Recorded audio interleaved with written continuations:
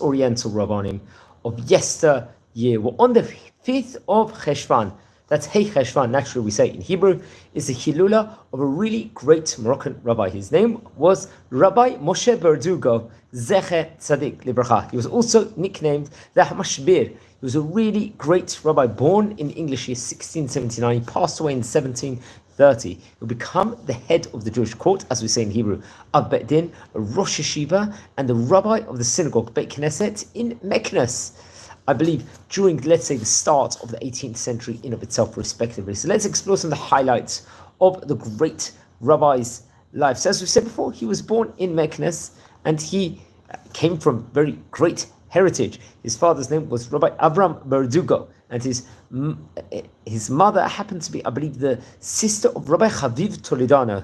Rabbi Toledano Habib, we actually spoke about on various occasions on other videos, as I would recommend everyone to watch over previous videos of other great Rabbanim.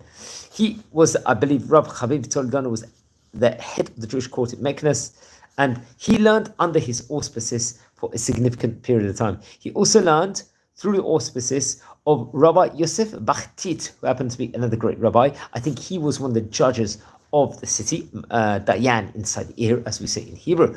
And very, very much, he learned a lot of Torah Baal Peh and Torah at the highest level. And I believe in the Hebrew year, Hey Taf, Ayin Hey, he was appointed as a judge, a Dayan, at that stage in time. Very, very prestigious, very prominent. I believe this was around the year 1714 in the English calendar in of itself. And by the time it reached Hey Taf Pei Gimel, this would have been around 1722 century.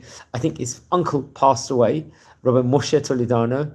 So I believe he happened to be the Av Bet Din, the head of the Jewish court of Meknes, so he actually filled his place instead of him. At that stage in time, very, very great and prominent position. And there was many great rabbis that sat in the Jewish court in that specific vicinity, including Rabbi Moshe Adahan, Rabbi Abraham Chassin, Rabbi Hanina ben Zachre, and Rabbi Yehuda Berdugo. These were really, really great rabbis of Morocco, of the SCA, and friends have covered many, many videos on the famous rabbis of Morocco. He would actually also serve as a rabbi of a synagogue we call in Hebrew a Beit Knesset, and was the head of a, let's just say, the large yeshiva, Torah study hall, in Meknes. Had various different positions with regards to that, very much so. It's actually interesting, he was dealing with many of the great rabbis of the city, the Chachmei Fez in itself. I think he had close connection with Rabbi Yehuda ibn Attar, rabbi we've spoken about on various occasions before. He himself happened to be the head of the Jewish court, head of rabbi in Fez and Meknes respectively, and was a great author and a Parshan Mikra, as they say. He was also close to Rabbi Yaakov ibn Sur, who happened to be also a great posek, a rabbi that renders different Torah laws, a great Kabbalist and a Darshan, and a famous Payatan, as well as being head of the Jewish court. He really, really worked all over the different facilities in of itself. Very, very interesting. And he passed away on the Mar Cheshvan, some people call it, or Cheshvan, in the English year 1730. I believe at that stage in time he was 51 years at the time. 51 years old at the time when he passed away. It's actually interesting. He didn't actually, I believe, receive a salary from the Dayanut role he took, the judge role, or the rabbinic position he had in himself. He would actually, I think, was a kosher slaughterer. He was a shochet, if I'm not mistaken, for the congregation. And he was doing other different works with regards to the shechita industry and various other, important halachic topic sections which had to be done in of itself, which is very, very interesting enough.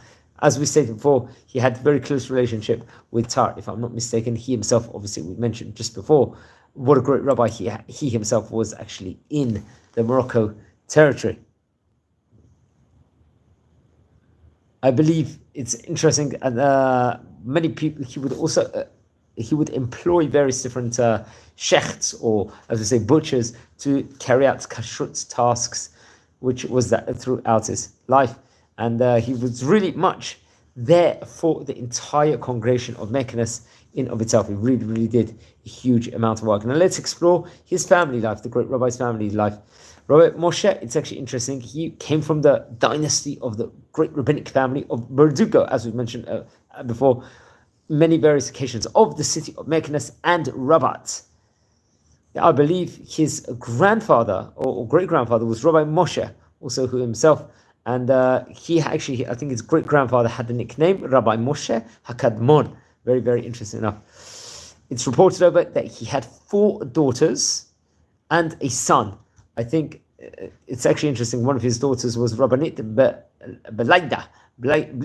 I hope I pronounced her name correctly. She, I believe, got married to the son of, I think, his uncle, Rabbi Mordechai Berdugo, who was actually nicknamed the Marbitz. Another one of his daughters got married to Rabbi Yechiyah al-Charai, another great rabbi. His son, Rabbi Yehuda, I believe, took his position afterwards as head of the Jewish court, if I'm not mistaken. And among his Talmidim, he had many, many great Talmidim, including Rabbi Yaakov Toldano, who would become a head of the Jewish court in Meknes, respectively. Also, Rabbi Mordechai Atzban, very, very great rabbi. He was one of the great rabbis of Meknes, and in Chalab, he would actually move to Syria, Aleppo, later on in his life. And Rabbi Yehuda Berdugo, who happened to be himself a judge in Meknes, and the author of great Torah work called the Mayim Amukim, and I believe we actually spoke about this Torah colossal work in of itself on previous occasions. Now, it's actually interesting.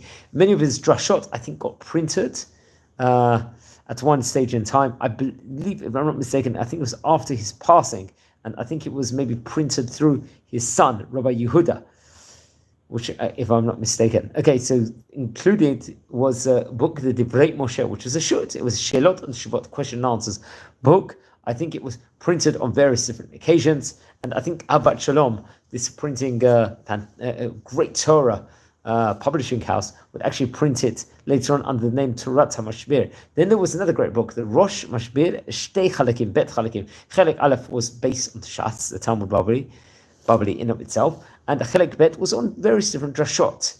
And then there was another great Torah work called Kanaf Rananim, which was the Torah on the Perush explanations, looking from Rashi's lens in of itself. So please don't forget to light candles in his memory here on Hey Heshvan. It was a famous Abedin, the head of the Jewish court, or Yeshiva, a head of Jewish congregation over there. Came from really, really great rabbinic heritage. He was a part of a generation with great rabbis like Rabbi Yaakov ibn So, Rabbi Chaim ibn Attar, and really was one of the great rabbis of Moroccan history in himself. Please don't forget to light candles in his memory. The Rosh Mashbir, if I'm not mistaken, was printed in Livorno in the year 1765. That's just another added tidbit within regards to the great rabbi. So wishing you all well, take care, and blessings from Israel.